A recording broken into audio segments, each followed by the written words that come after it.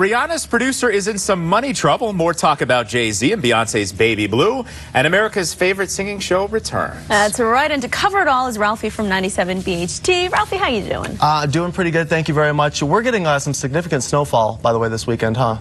We're getting some snow. Okay. Let's not call it significant because the stores are already getting stormed for bread, milk, and eggs. And people are going nuts. I still don't have a snow brush in my car. Oh, yeah, you might want to get that. Yeah, snow brush. Maybe you might need the shovel, but let's not get crazy here, cool. all right? But what's the deal here with Rihanna's producer? Well, The Dream produced Rihanna's biggest hit to date, one of her biggest hits to date at least, called Umbrella. Of course, I'm sure you remember that. But now The Dream's in a little bit of a trouble with the state of Georgia. The state is claiming that The Dream owes $117,000 in back taxes. I spoke with a tax practitioner, David Seelig, on the Ralphie radio show yesterday, and Seelig told me that he wasn't rushing to judgment on this because sometimes states do make mistakes. The taxes actually date back to '07.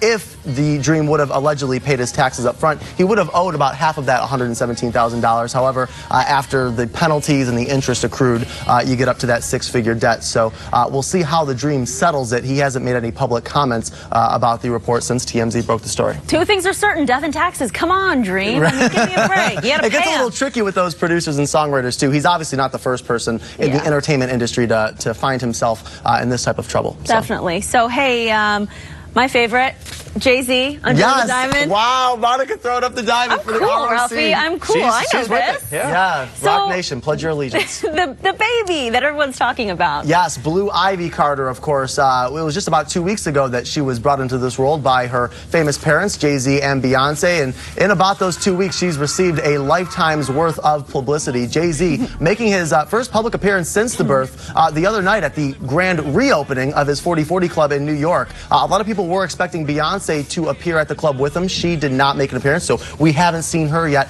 since the birth. But Jay-Z was there partying with the likes of CeCe Sabathia and Spike Lee and Ashanti.